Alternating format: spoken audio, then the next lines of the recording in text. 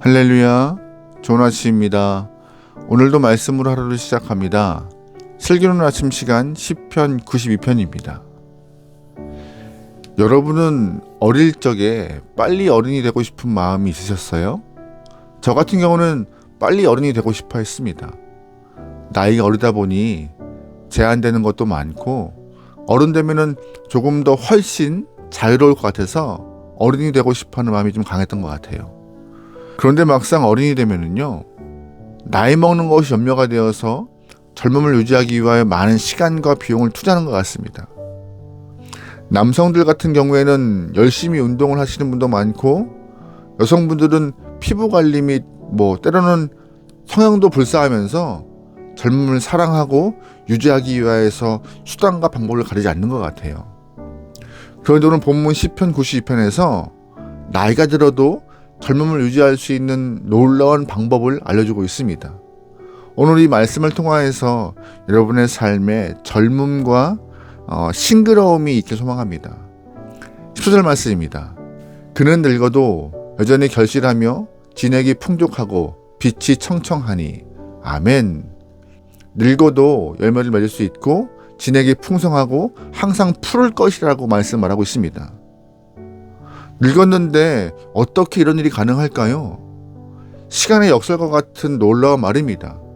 그런데 이런 일이 가능하다면 모든 것을 다 준다 하여도 젊음을 사고 싶어하는 분들이 많을 것 같습니다.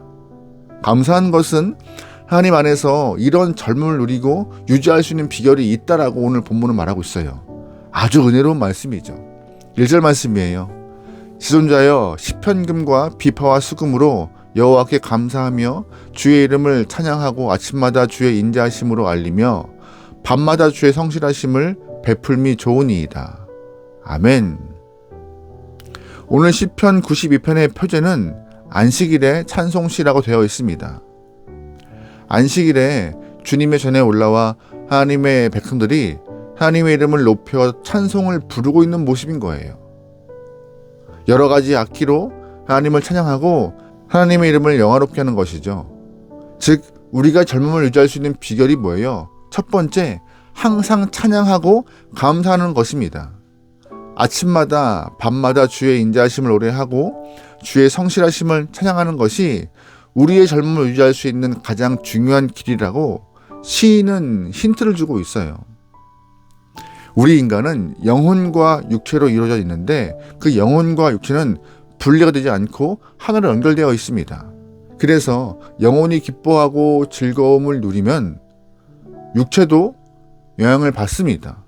반대로 마음이 병들어 있고 영혼이 걱정과 염려 가운데 사로잡혀 있으면 우리의 육체도 진액이 마르고 열매가 사라지는 그러한 안 좋은 모습을 갖게 돼요. 우리가 염려와 걱정으로 몇 달을 고생하면은요, 육체도 함께 늙어버리는 그러한 경험을 하게 됩니다. 오늘 우리가 젊음을 유지하기 위하여서 항상 하나님 앞에서 찬양하고 감사하는 것이 얼마나 중요한 것인지 말씀이 깨닫게 해주고 있는데요. 여러분의 삶에 건강함과 또한 젊음과 싱싱함을 유지하기 위해서 믿음으로 주 앞에 고백하고 감사와 찬양이 끊이지 않는 영혼들이 소망합니다. 아멘. 두 번째, 우리가 젊음을 유지할 수 있는 방법이 뭐예요? 바로 악에 대한 태도입니다. 7절 말씀입니다. 악인들은 풀같이 자라고 악을 행하는 자들은 다 흥황할지라도 영원히 멸망하리이다. 아멘. 우리는 주변에 있는 악을 우리의 힘으로 아니면 인위적으로 모두 없앨 수가 없습니다. 왜냐하면 인간 자체가 악하기 때문이죠. 그래서 악은 풀같이 자란다라고 말하고 있어요.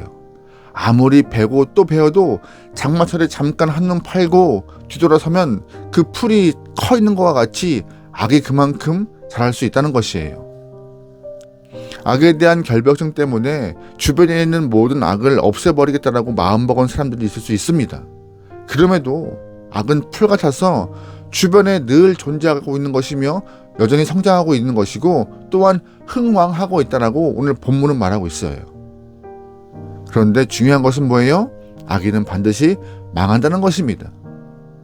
하나님의 말씀에 우리가 손대지 않아도 악인은 시간이 지나면 하나님의 심판대 앞에 설 것이고 패망하게 될 것이다라고 성경은 말하고 있어요. 그래서 본문은 악에 대해서 계속 말하고 있습니다. 9절 말씀이에요. 여호와여 주의 원수들은 패망하리이다. 정녕 주의 원수들은 패망하리니 죄악을 행하는 자들은 다 흩어지리이다. 아멘. 악은 이렇게 망하는 것이 상식이고 법칙입니다. 그러므로 우리는 주변에 있는 여러 악들 때문에 힘겨워하고 스트레스 받지 말아야 하는 것이죠. 악이 풀처럼 자란다 할지라도 하나님의 불꽃 같은 손길이 그 악에 떨어지면요, 악은 당연히 패망하는 것입니다. 그래서 악 때문에 너무 마음 쓰지 말고 시선을 돌려서 주의 길을 걷는 것이 중요함을 알아야 하는 것이에요. 하나님 사람답게 내가 할 일에 마음을 더 쓰고 주님의 아들, 딸답게 어디에 서 있어야 할지 분명히 알아서 무엇을 해야 할지를 행하는 것이 오히려 더 우리의 건강함과 젊음을 유지하는 길이라고 성경은 말하고 있어요. 그렇다면 우리는 악 때문에 굳이 젊음을 낭비할 필요가 없습니다. 마음을 향할 필요가 없어요. 오히려 선함을 위하여서, 거룩을 위하여서 애쓰는 것이 현명하고 지혜로운 길임을 잊지 않게 소망합니다. 아멘. 세 번째입니다. 우리가 젊음을 유지할 수 있는 비결은 뭐예요? 바로 내가 있어야 할 자리가 어디인가, 그거를 바로 알고 깨닫는 것입니다. 10절 말씀입니다. 이는 여호와의 집에 심겼음이요 우리 하나님의 뜰 안에서 번성하리로다. 아멘. 말씀 가운데 여호와의 집에 심겼다라는 말씀이 있는데요. 이 말이 무슨 뜻이에요? 우리가 나무와 같은 존재라고 성경은 말하고 있는 것입니다. 사실 하나님께서는 우리의 인생을 나무라고 표현하고 있어요. 시편 1편에서도 악인과 복 있는 사람을 비교하는데 악인은 바람이 나는 겨와 같다라고 말하고 있고 복이 있는 사람은 시냇가에 심겨진 나무라고 말하고 있습니다. 바람이 나는 겨와 나무의 큰 차이가 뭐예요? 바로 뿌리에 있습니다. 바람이 나는 겨는 뿌리가 없다 보니 동서남북 자유롭게 움직입니다. 그래서 조금 더 자유롭고 행복하게 보일 수가 있죠. 하지만 바람이 나는 겨는 뿌리가 없어서 열매가 없는 것이에요. 그게 악인의 삶이라고 성경은 말합니다. 반대로 시냇가에 심겨진 나무, 여호와의 집에 심겨진 나무는 열매가 있습니다. 이동이 편치 않아요. 하지만 여호와의 심겨진 나무는 그 뿌리 때문에 마르지 않고 진액이 풍족하고 빛이 푸르고 영원한 열매를 맺을 수 있다는 것입니다. 그러기에 하나님의 그늘 아래 하나님의 품 안에 뿌리를 깊이 내리기 소망합니다. 때로는 하단마귀가 우리를 시험할 때가 있어요.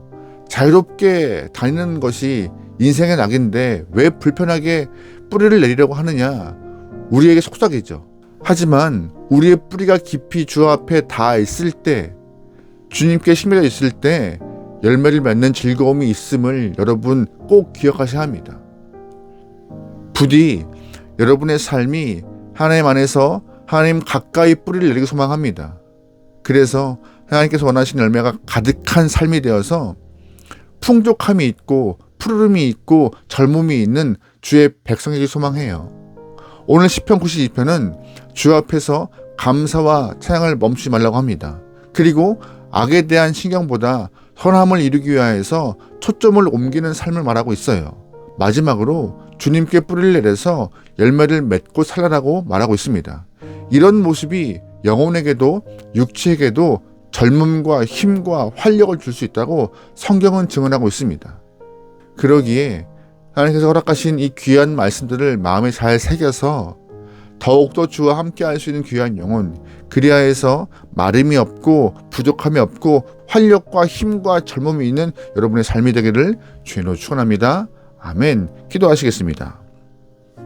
하나님 안에서 우리 영혼이 젊기 원합니다.